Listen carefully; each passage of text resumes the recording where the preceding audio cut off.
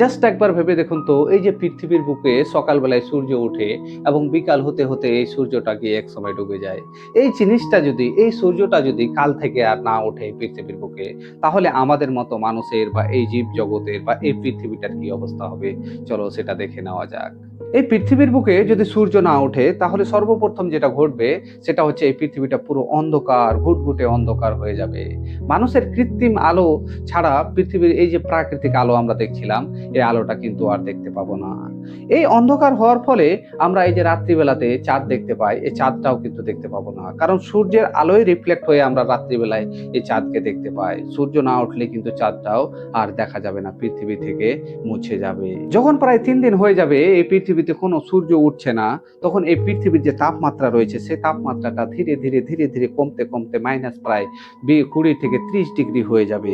সেই সময় এই যে আমাদের পৃথিবীতে থাকা যে সমস্ত গাছপালাগুলো রয়েছে, যেগুলো সূর্যের আলো দিয়ে তারা খাবার, ফটোসিনথেসিসের মাধ্যমে খাবার তৈরি করে, তারা কিন্তু আর কোনো খাবার তৈরি করতে পারবে না। আর সেই খাবারের অভাবে এই যে পৃথিবীতে থাকা ছোট বড় যে সমস্ত গাছগুলো আছে, ধীরে ধীরে এই গাছগুলোও কিন্তু মরতে শুরু করবে। বা মানুষের তৈরি এই যে বিভিন্ন ধরনের স্যাটেলাইট গুলি, যেগুলি আমাদের মহাকাশে চারদিকে ঘুরে বেড়াচ্ছে আর তথ্যগুলি আমাদের পৃথিবীর বুকে দিয়ে যাচ্ছে, এই যে স্যাটেলাইট গুলি, সেগুলোও কিন্তু আর চলা বন্ধ করে দিবে বা সেগুলোও চলবে না। এইভাবেই চলতে চলতে যখন প্রায় ৩০ থেকে ৪০ দিন হয়ে যাবে, তখন আমাদের পৃথিবীর যে তাপমাত্রা ধীরে ধীরে কমতে কমতে সেটা প্রায় হয়ে যাবে -৫০ থেকে -৬০ ডিগ্রিতে। তখন আমাদের পৃথিবীর বুকে থাকা বিভিন্ন ধরনের নদী নালা, খাল বিল, সমুদ্র, এই সমস্ত যে জায়গাগুলো রয়েছে, সেগুলোর যে জলগুলো, সেগুলো ধীরে ধীরে বরফে পরিণত হয়ে যাবে।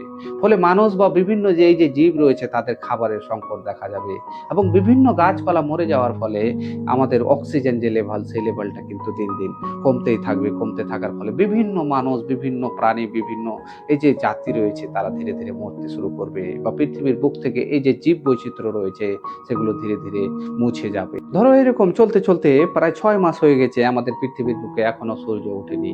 ফলে এই যে পৃথিবীর যে তাপমাত্রাটা রয়েছে, ধীরে ধীরে কমতে কমতে সেটা প্রায় -৬০ ডিগ্রি থেকে -৮০ ডিগ্রিতে পৌঁছায় যাবে।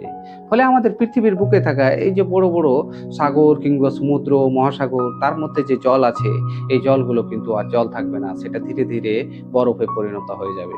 আমাদের এই যে সুন্দর একটা পৃথিবী, যেটা সবুজে পরিপূর্ণ ছিল বা যেখানে মানুষ বসবাস করতো, বিভিন্ন ধরনের জৈব বৈচিত্র্য থাকতো, সেগুলো কিন্তু আর তখন এই পৃথিবীর বুকে কিছুই থাকবে না, সমস্ত কিছু মুছে যাবে। এই পৃথিবীটা মৃত্যু একটা পৃথিবীতে পরিণত হবে। পৃথিবীর তুমি যেই দিকেই তাকাবে, সেই দিকে শুধু সাদা বরফ আর বরফ।